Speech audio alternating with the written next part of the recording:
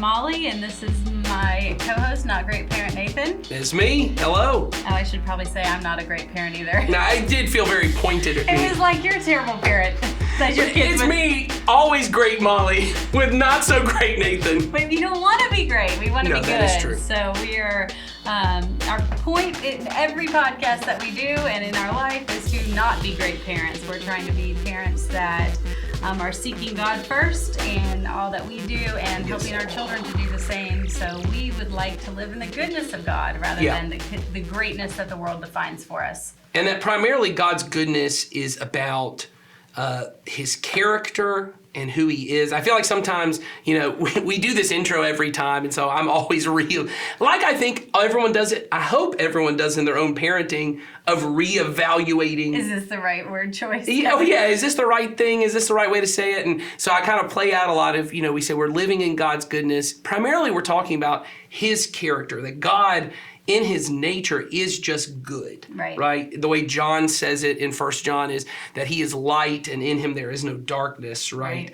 And so there's this idea that I think we want to be people who are pursuing the character of God, the virtues of God, and instead of trying to craft children to be who they are. You know what I mean? Like I heard a psychologist say recently on some podcast, they said that our culture has become more obsessed with personality than with character. Right. That everyone wants to find out what a Harry Potter house are you? Or, we're really into this. What Enneagram are you? Right. And often those things get used to excuse all your personality. Well, you can't say anything because I'm just, I'm a 3 and she's a 2 and that's just how we are. There's no growth for me. Right. Because we're just who we are. That's right. And I think a lot of times that's how it comes to in the world of great parenting. I think there are some great parents that, like we talked about in previous episodes, they have a mold for their kids and they're like... Oh, yes. My mom used to call it when my kids were little designer baby. Designer baby. That's good, and right? So when something happened in my life and it changed the way that I viewed my designer baby, she came over and said, well, you're just going to have to let go of designer baby. That's good. And it was great advice. Yes. That didn't feel good in the moment. It did not feel good in the moment because I was all ready to have the child that I had imagined and exactly how it was, I had his whole life planned out. Yes. And then life was a little bit different. So, and that's going to be the case for every one of us. Oh, yes. So there's that category. And then there's what I call it modern Disney parenting, which is every modern Disney movie is like, Mom, I'm not like you. Dad, I'm Moana. Yes. I got to find my own life. I'm my own way. I got to steer my own path and and we think the virtue of it all, right? That we were just watching Encanto the other day. That's like the whole idea behind it is like, I'm unique and I'm my own person. And that's very much what the greatness of the world is saying, for sure. Yes, there's this whole thing of like... Everybody's got to have their thing. Yes, every kid needs to have their thing. And sometimes as a parent, we feel like we are doing something wrong if we say, well, here is Christ-like virtues and character. I get you're a very, I'm a 3, so I'm the kind of person who wants to put a really glossy sheen on everything. Yes. I want everything to look nice and perfect. And there's a way in which, well, that's just how Nathan is. That's just Nathan is. But then there also is a virtue to vulnerability and honesty, right? And patience, because I'm a very efficient person. Patience is a virtue. And it doesn't matter what my personality is. There are certain character traits that should embody the goodness of God. And I think that's what we're trying to look at a lot with our kids and with ourselves, honestly, is it's how did God wire this kid in their personality, which I think is helpful, but primarily knowing my kid's personality, or we've both done the temperaments. Oh, yeah. You're a yellow, I assume. Oh, yes, third group. I'm also a yellow. Shocking. Yes, we could find. If you don't know what that means, that's all right. That's all right. We might do an episode on that. We should. It's because really I do think it's helpful to know your kid's personality, and as they get older, when they're in their teenage years and older, to know what their Enneagram is. Yeah, all that stuff is helpful tools to help you steer them towards what Nathan's speaking about, and that is this character that God has designed us to hopefully be. Yes. It doesn't matter if you're a red and I'm direct and I speak and I get things done and I do this. You still also have to be patient and gentle.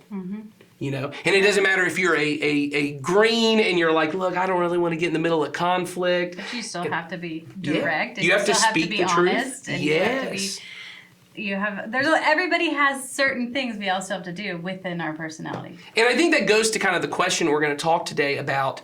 I think everyone in this area we're going to talk about today, I think everyone has their own, you just find your own way. Oh, for sure. And Your own path. You find your own path, and we don't even need to talk about it. Yes, because it's our private thing. Yes, and everyone gets to kind of make up their own mind of how they're going to do it and how everything's going to be handled. And then I think what ends up happening is we have very personality ways of handling this area of our life, and we don't have a lot of character driven. Mm-hmm. Like, what are the virtues? Because there are virtues around this area that really should drive a Christian in handling this area. And what are the things God values that would drive a person who wants to live in his goodness? Mm-hmm. And so if you've probably already if you've seen the podcast description or the title. We're talking about money. We are talking about money. And it's in particular, how do we help our kids learn how to be, and the word that was used in the question, and we'll read it in a second, is financially responsible. Financially responsible. Well, we are doing this episode based off of a question that we got, and the question was submitted in the form, which you can see in the show notes, and we'd love your questions. So if you have questions, any type, send them in to us using that form or that link in the show notes, and this is directly from there. So Nathan's going to read it, and it is about money, and we're then going to dive right in. Yes. So here's the question. I just scrolled past it. What? Here's the question. It's coming up. Just a second. After this commercial break from our sponsors, Sawyer. Box. Do you want a new box every week? Box. We'll send you a new box every month. Read the question. Okay, here we go. What is a reasonable allowance amount for a teenager? What level of financial responsibility should be placed on the child? All right, so what's a reasonable allowance amount for a teenager, and what's the amount of financial responsibility that you should put on a child? So for the first part of the question of what's a reasonable allowance amount, my answer is probably somewhere in the range of $5,000 to $10,000 a month. I think if you spend $5,000, your kid probably, that's If you want happy, great kids. Yeah, $5,000 to $10,000, right. somewhere in there. That's a pretty good livable wage for a teenager. So, okay, obviously, I don't know how to give you a dollar amount for your teenager because, and I know I just made a big speech about personality driven and those kind of things. I don't think it is dependent. I do not think the dollar amount is as important as what we'll talk about in the second part of the question, how you teach them to handle their finances. Mm-hmm. So I would say this would be the question I'd ask, and I'll throw it kind of to Molly. I would ask, what is the teenager doing to earn this allowance? Mm-hmm. One, how old is the teenager? Could they have a job? And this is all I'll say about this. I did youth ministry for a long time. I was also an employer before I was a youth minister, and primarily because I worked at an ice cream shop. I was the assistant manager. Everyone I hired was a teenager. And I should say that until about the last year I was there, and we had to start hiring a bunch of 20-somethings because there were less teenagers applying. And when I started doing youth ministry, every year it got less and less the amount of teenagers who had jobs because parents were telling their kids, school is your job, being a teenager is your job. And I would just say, if teaching financial responsibility is a big thing, getting a job is important for that. The other part of it that's important is once they can get a job, it looks way better on your future employer when you are going to get like an actual career type job out of college if you've actually had work experience before. If you show up and you've only ever been in college, you've never worked a job, that does not look as good as if you've had any kind of work experience with any kind of people who could give you references. But that's a totally different deal. I just think that I always want to say that there's a lot of life skills that learn from scooping ice cream. Well, and on the flip side, I had everything paid for me for life. And so my parents went through my senior year in high school, they decided, we're going to give you an allowance, and this dollar amount we're going to give you every month, and I can't remember, it was a couple $100s. It was for everything I did that they were previously just paying for, and they were like, now we're going to give you the money, and you have to figure out how to, buy shampoo and get a haircut and do this. And it was like a 3 or 4 month period of time right before I left for college so that they could prepare me for school. Wasn't very helpful. Super not helpful because I had no other history in that. So then I went to college. My parents were very generous and paid for college. However, when you have not been prepared financially and it gets paid for as you go into adulthood, it was not easy. And I always say, even if I have all the money in the world, my children are still going to carry some of that financial responsibility for their school because it was kind of messy. As in, like, I went to college when you used to write checks. And wow, there you go. And I went to college my freshman year in this small little town, and I wrote all these checks at the gas station down the street, and I bounced like all of them. Oh my goodness. And I went down to the little bank in Missouri and cried to this little man about how I bounced these checks, and he said, well, you're going to have to take a class. The first time I didn't it wasn't a check. I didn't bounce a check. The first time I overdrafted my account was I was in college. I was already married.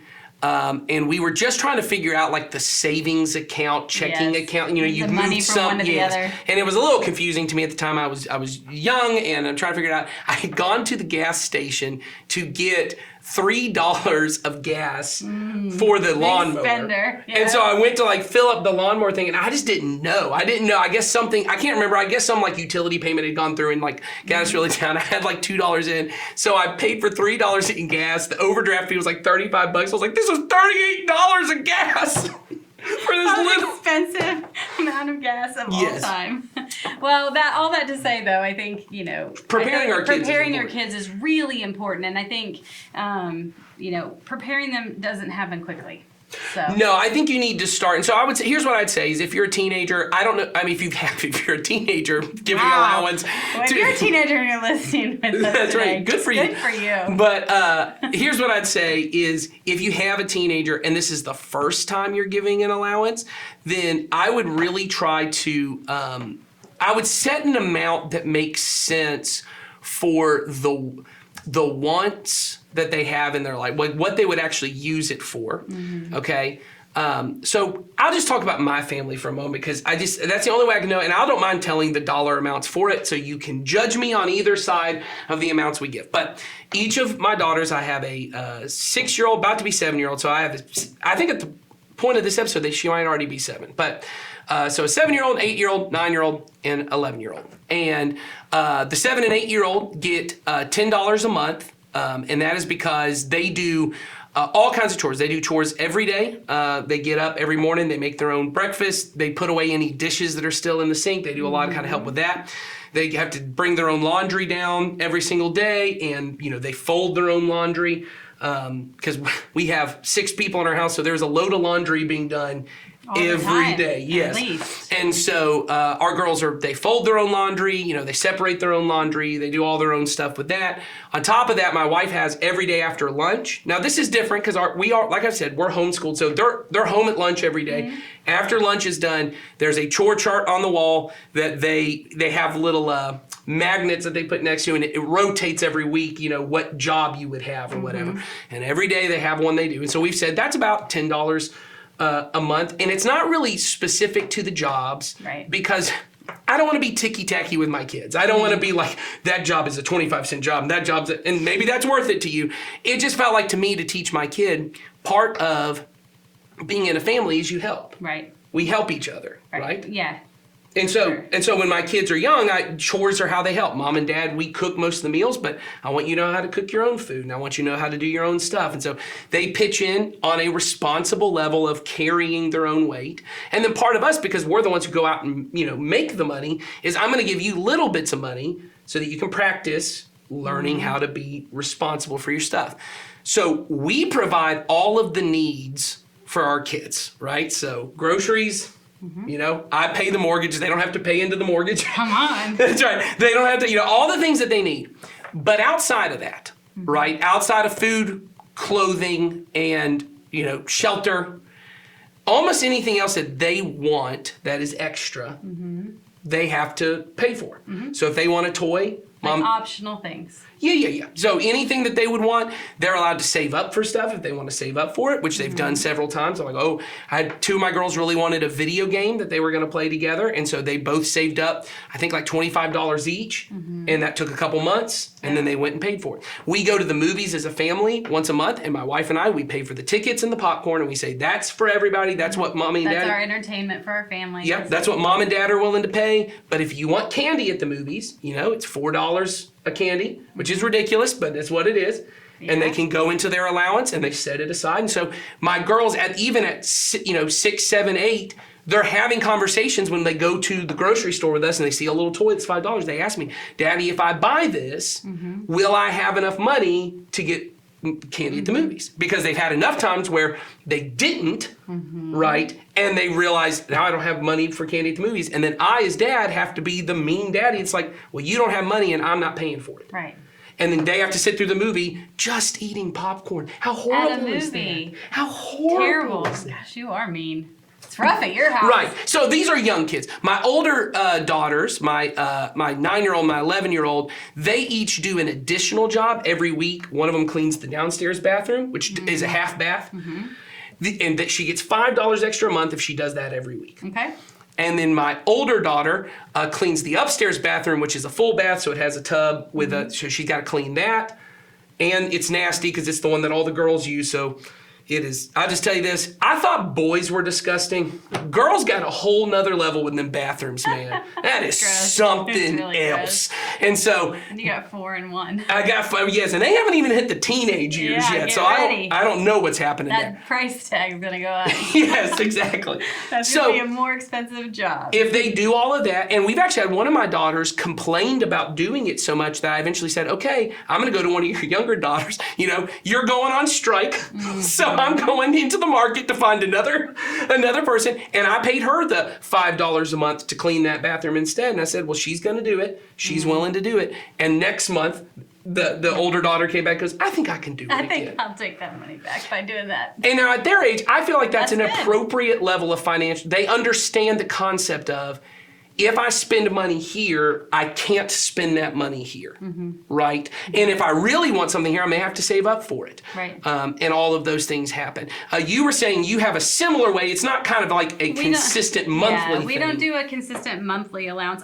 I call chores contributions. Like, you're living in this home, so these are your contributions. Yes, I think that's great. So, it's basic stuff. Sure. Trash, putting away your clothes, keeping your room moderately clean. What is the least favorite chore or contribution in your house? Well, all of them. I'm just kidding. Oh, okay. Yeah, the least favorite is definitely putting laundry away. And that's probably because my oldest child is sort of a clothing junkie, and he changes so often. It's because he goes to baseball, he goes to school, he, changes occasionally. Sure. And so then I say, well, let's have any more clothes for you to put away. Which is perfect. Because I will say, one of my daughters is that way. She often would change her outfit several times. And then when she got to the 2 or 3 weeks where she had multiple things of clothing, she eventually was like, I'm going to stop changing so much because I hate putting this away. So that's great. That's great. Yes, he hated putting it away. So he usually gives us a hard time. He'll take the basket upstairs, and then I'll come up and the basket's still there, and he's kind of dawdling around doing something else. And so that's the least favorite one. But you know what? That's my least favorite one too. So I totally get it. So we call it contributions, but then we have not done an allowance per se. Occasionally we'll have them do certain things that will give. Well, I'm sure during the summer has more opportunities. And then we have a neighbor who he takes care of my mom and the neighbor when they're out of town, which they both travel regularly. He does the mail and trash and all that kind of stuff for him, so he does get some money from that. So we same thing. We allow him to save up for certain things that he wants. Our child does get plenty of wants taken care of, but there are things that we say we're not going to be purchasing that. Or you're making the decision. This is not enough. Yes, this money doesn't have to burn a hole in your pocket. You can save it for a few months, and you can, get what you want next. So, he wants shoes all the time. So and my child's bought more pairs of shoes for himself than most, I think, at his age. But that's okay. I don't know. My oldest daughter is that way. It's just, she buys all kinds of little clothing that she sets her money aside for, and I'm like, I would have never spent money on that, but she loves it, and I'm proud of her, and I love watching her get to kind of parade around in it because she's very proud of that. I bought this for myself. Yes. So and I think it is fun to see them, set their mind on a goal, keep, work toward it, be responsible about the money part. But we haven't talked about this yet, but God has a plan for how we're supposed to spend our money. That's right. And so part of whether our children are getting it through an allowance or through doing other things, we really should be teaching them how to spend that money. And God really wants us to save, to spend, and to give. Yeah. And so we have to help our kids do that. Yeah. And so when my kids were really little, they had 3 piggy banks. That's great. One of each. And we had little zipper bags. They all got a bag so they could see the money. Visually represented. Some visual representation of the 3. I will say at one point I walked into Henry's room and the give one had all pennies in it. And the other one, the save had coins in it, and the spend had all the dollar bills in it. That's so funny. So he was finagling it himself. But giving them a visual young is important, I think. Yeah, and I think there's a benefit to this. Is what we did with our girls, because we had the same thing. If you don't know, our church kind of has always taught as just a model. It's not like a hard and fast. Yes, that this is exactly the way, but that there's a biblical model around this idea called the tithe, which is 10%, the first 10% you make. It's not meant that God's like, I only want 10% of your money, or that you just stay at 10%, or if somehow you're in a season of life right now that 10% is just really difficult, or you've never given before and you can't, you feel really guilty. It's not some have to. It's this biblical model of God goes, I want you to set the first part of what you make aside. And so we would take our kids, and when they started and they would get $10, I would get 10 ones, right? And we do what's called 10-10-80. You save 10, give 10%, save 10%, live on the rest. So I would give them the $10, and I'd say the first thing we do, and we made it almost ritualistic, where I would hand it to them, and I'd say, first thing you do is God's the one who gave you life, He gave you everything, He gave you this family, who has given you this money, so what's the first thing we do? And they said, we give $1 back to God. I go, great. And then I go, and God wants you to be just aware of the fact that you need to be wise in what's coming in the future, so let's save a little bit. And then they'll give us $1, and they go, now this other 8 is for you to live on, right? And that's where they go, okay, I can use 4 of this for candy at the movies, and we can go to Five Below, and I can spend $4 at the other part, right? And so having a little ritual behind it where it becomes this thing where they can see, hey, God cares about how I spend my money, right? Like we've even said, my family has a specific way that we handle money. Your family has a specific way we do. And so that's kind of the personality part, that we all have our own personality, our own family. But one of God's values is this idea of generosity and giving back to God. So one, that money doesn't get wrapped around my heart. Right? Jesus says that one of the chief competitions for our devotion to God is going to be money. He says no one can serve 2 masters, right? You'll either hate one, right, and despise, or love one and despise the other, be devoted to one and hate the other one. He says you can't serve both God and money. And it's very true. Yes, and I think we often miss this sometimes. So here's what I would say a lot about, we've kind of given you how we handle allowance. I get with teenagers, that dollar amount probably increases, but what I would hope is maybe the effort they're putting into it is, right? And your teenager can maybe understand more incentivized things like, hey, go cut the grass. Right. That's $10, or whatever you decide it is, right? That's that. Hey, go wash the car. That's $5. Hey, go, because my brother is going out of town, and he asks my daughter to feed their cats. And we said, okay, well, I'll drive you there, but you're the one who has to go inside and scoop out the poop and do all the gross part. You have to do all of that. But if you do that, then you will be. Then you can have the money. That's your money, and you can do that. So I would encourage you, if it's a young teenager, if you mean like 12, 13, 14, 15, not old enough quite to get a job yet, and you're going to do allowance, I would encourage you to try and make it something that costs them a little bit to get it. So there's a little bit of weight to it. And then that you handle those things. Yeah. I think, once you're giving them that money, you have those conversations still, Yes. even older, right? What Yes. are we giving? What are we saving? What are we spending? Because Yes. I think it's really easy to hand kids money and them just not think about it, and they can't get to the store. Absolutely. Right? And so that's the personality part, is how you handle it. What's the unique dollar amount you choose? I think you talk about those kind of things. Once again, I would try and think of it in terms of what are wants. I'm going to handle the needs, right? Maybe you don't. Maybe you decide, you should handle the needs as far as food and shelter. But I mean, you may decide, I'll handle their baseball. They're going to be on a travel baseball team. They have to pay in so much money a year to do that. I'll cover that. Or maybe you tell your kid, hey, I'm not going to pay for that, and you need to go do fundraising for that, there's nothing wrong with that. There's nothing wrong with you saying you want to do that. You can decide all of those things, obviously, because it's your money.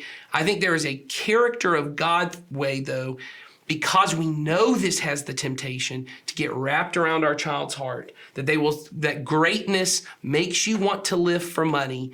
And, when I hear people say, make you want to live for money, I know a lot of us go, I'm not a greedy person. I don't care that much about money. Yeah, but you know what living for money is? And I'll just say it by myself. It's the Vanguard app on my phone that I every so often go, well, let's just see how the stocks are doing today. I've had to tell myself, I'm just not allowed to open that. I can look at it every 3 to 4 weeks. I can't look at it every day because there's something not right with my heart that early in the morning, the first thing I do is check to see how much money you have. Yeah, first thing I do is I do my Bible reading because I'm a good Christian. I do my Bible reading first. Followed by a money check. And then after I do my discipleship email, I go, let's just check and see what's going on with that money. Right? And everyone goes, well, that's just wise investments and wise savings. You're trying to. There's a level to which when my thoughts are consumed by it, or living for it is, I'm really consumed on whether we're going to get to do a vacation this year. Right? Or the vacation I want to. Or the vacation I want. Or even you may have to go, hey, this year things are really tight, and what would be best in order for me to continue to give money to what God would say I need to give money to? Maybe this year we do a staycation, we just hang out and we do this. And I'm not saying it's wrong to do vacation. What I'm saying is that thing in my body that makes me cringe up and say, oh, but a good life, right? A great life is found in being able to retire at the age I want to retire, and being able to go on vacation the way that everyone else gets to go on vacation, and in parenting to make it where my kid never even has to think about money. Maybe you grew up in a really think about money. Yes, maybe you grew up in a very difficult financial situation where you actually had to contribute financially. Yes. You were a teenager, and your parents needed you to help, and maybe you always felt a lot of stress with that. And so now you look at your kid and you go, I don't even want them to think about money. And we feel like that's what a great life is. But at some point they're going to think about money.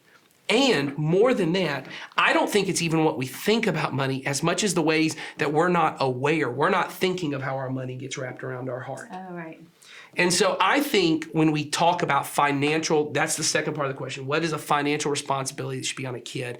I want to talk about less of the financial responsibility in the terms of what we mean by personal responsibility. I have a quick answer to that question if we want to answer. Go for it with the quick one, and then we'll elaborate. You know that. Yes, the quick answer I have I think financial responsibility for a child should be like personal responsibility for a child. And this is what I mean.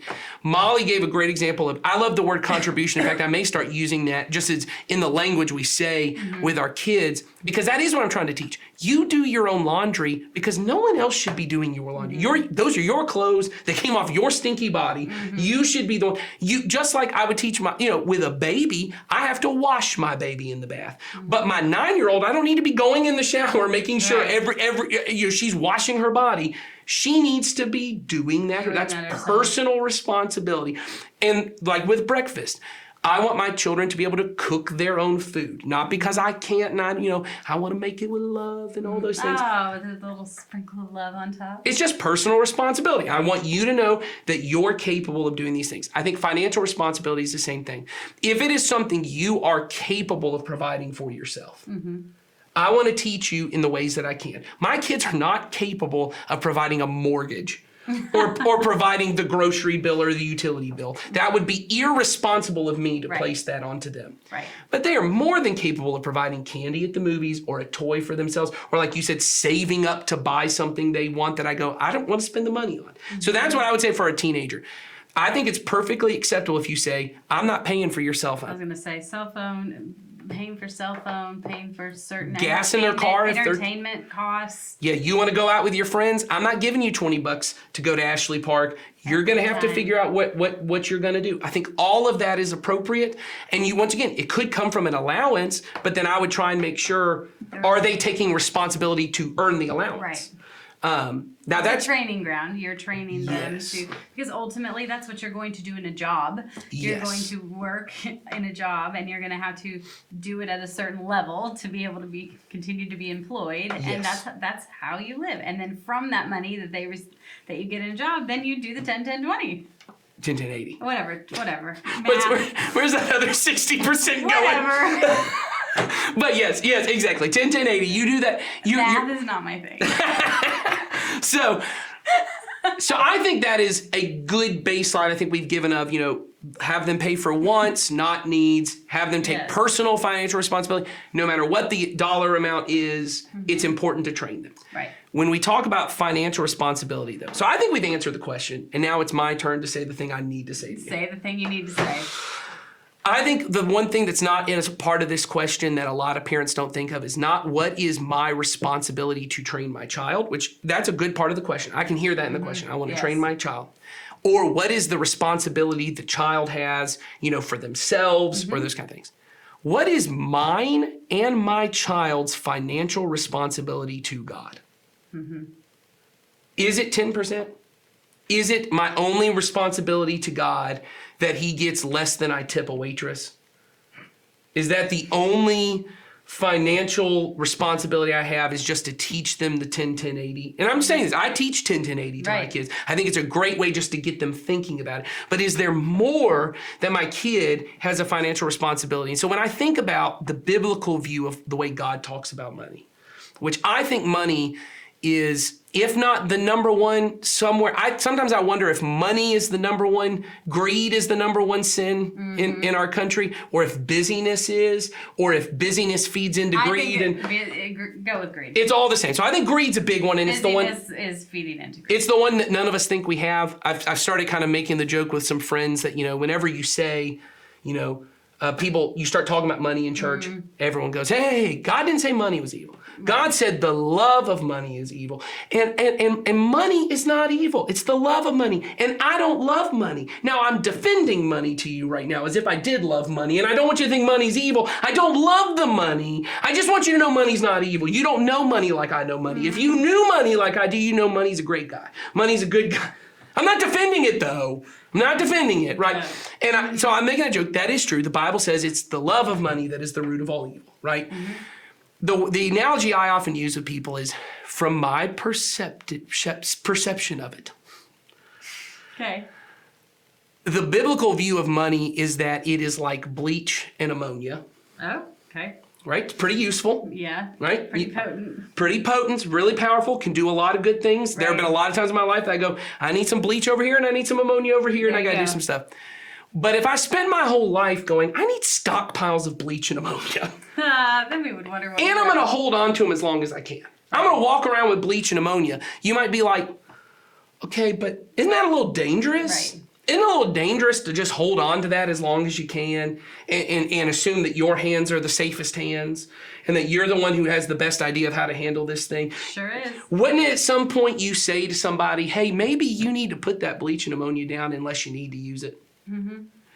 And I think so I would say a big part of our responsibility to our children, right? You look at the writings of James. James is very, and I mean this in the proper context, is very damning about his conversation toward wealthy people. I mean, he talks at one point about it's your stockpiles of stuff, the corrosion of your jewelry, and the way the moths have eaten away at all of your stockpiles of clothes. He goes, those will be the testimony that will be given against you in the final days. And you're like, dang, that's pretty tough. Harsh, man. All those storage units you have. Well, listen. I read something the other day that said everybody has 100,000 items in their home. My goodness. That's the average. So let's not even talk about the storage unit. 100,000 items. in the average home. Right. Not even hoarders. Like, that's Right. factoring in, but like all of us have that. Right. And so you look at these things and you go, Jesus speaks about it almost more than, everyone has a different definition of it, of how they specifically say it. I don't know, did he speak about it more than anything other than the kingdom of God? It's hard to really weigh it out, but here's what we know. Topic, more than any other single topic, he talked about it a lot. Right. Because he knew it would impact our character. And I'm really thankful for the person who sent this question, because the other podcasts we've done that I do with Ed and Jason, we've had very little, if any. I can't think of a specific question we've had about money. Oh, good. And Jesus talked about it more than anything else. And we, on that one, don't get to talk about it a lot because no one's asking questions. Right. Right? And whenever we talk about it at church, people are like, oh, how many weeks are they doing on this? It's a sermon series through the whole summer on money. That's right. I'm just going to vacation. We're just talking about money, and I think people feel that way. And I would just say that one of the responsibilities we have to our children is, how does God view money, and teach that to our kids. Yeah. And the way I teach it to my kids is, as we've said here all the time, it's the way I live it out. Yep. And if my kids... if your kids never see you give money... Yes. Then your kids will not be as inclined to give money. Or if you don't include your kids on certain things like, hey, we're doing Christmas in Coweta, and so we're going to buy gifts for people. And they don't see that you go, hey, we're gonna give good gifts to people. We want to give to take care of this. Or, if I would encourage you as a family to take a compassion child, or to get involved with some charity that you could give to, and let your kids know, hey, we give to the church, right? My kids know that because they give to the church, and they know that mommy and daddy do, and they know this is an important thing to us. And my kids also know there are regular times. One of the things we've worked on this year is we want to increase the amount of money that we're giving. As I've said, we've always given to the church, and we're continuing, obviously, to give to the church. But we always go, hey, we wanted to increase what we could give to causes that we know God cares about. Because Jesus said, where your treasure is, that's where your heart is. And I realize there's a lot of situations in our world, if I'm honest, I don't care that much about. I would say I care about it if I talk to you about it, but I don't pray about it a lot. I don't think about it a lot. Suffering Christians around the world. And if you're not giving to it, then your heart really probably. So what we decided to do was we would start as a family cutting back on things. We're gonna go to the movie. We love going to the movies, and it's summer blockbuster season. This is the first time I did not get to go see Fast X in the movie theaters. Do you know what this is doing to my soul? Ruining it. The corrosion, right? Oh, Which, by the way, that movie 1000% should have been titled "Fasten Your Seatbelts." 100% what that movie should have been called, but I didn't get to see Fasten Your Seatbelts. No, or the other one. You're deprived. But we told our kids, hey, my girls really wanted to go see The Little Mermaid. Oh, I bet. And we said, hey, it costs us about $100 to go to the movies. And I said, we're instead of using it on that, because we had gone earlier to see Guardians of the Galaxy 3, which I know producer Sawyer is on board with everyone going to see. He's like, right? That's worth it. Yeah. I'm tired. Okay, Sawyer's falling asleep. We have put our producer to sleep. We better. Sawyer wants us to wrap this whole thing up. Sawyer's like, guys, stop. And instead, we said, hey, we're going to spend time when we go out to eat, and we're not going to spend money on that. We're going to pray about. Yeah. Hey, we're giving money to this, and we're going to do this. And I'm not saying that's what you need to do. What I'm saying is we have a responsibility to our children to teach them a godly view of money, which is, it is a good gift God gives to us, but it was never meant to just stay in my hands. Right. And it was certainly not meant to solely be used for me. There's really good blessings. So then when this Friday, when we go see Spider-Man Across the Spider-Verse, which we chose to see instead of Little Mermaid, my kids are going to be like blown. I am excited for that. Oh, okay, there you go. We woke him up. We talked about Spider-Verse. My kids will get to do that, and we're going to pray when we go and say, hey, God, thank you for this blessing that we get to do. But God, we know there's a lot of people that not only do they not get to go do this fun stuff, they don't even have all that they need. Right. And so we want to care about that. We want to use the money that we could have used to go do something else to do this. And I'm not saying you need to do that. What I'm saying is you do have a responsibility to your child and to your teenager to help them understand God's view that money was not meant for my greatness. It was meant to help me become good. Yeah, and just remember that money is going to be the chief competitor for their heart. Yes. And part of what we want to do is make sure that we prepare them Yes. to be ready for that. Yes. And to already have practices in their life Yeah. that keep them, those guardrails we always talk about to keep them focused, and so that the competition for their heart isn't swayed as easily. I think that's great. So I hope that helps, and I hope we were practical, but I hope we also kind of set your sights on a different target than just how can I help my kid handle money in a great way, Right. and how can they handle it in a good way, like God would want. And as for the dollar amount, it's up to you. That's right, And go see $5,000. Spider-Man Across the Spider. Oh. In theaters June 2nd, Go which to- this has been out for Go like to the Little Mermaid because month, Nathan's right? kids are getting yes, cracked up and come bootleg it. Oh yeah, there we Send it to me. They're on a writer's strike right now. Oh, they don't need they any don't extra care. money. Send it to me. All right, send us more questions. Yes. Use the link below. Thanks for being with us today. Have a good one. See ya.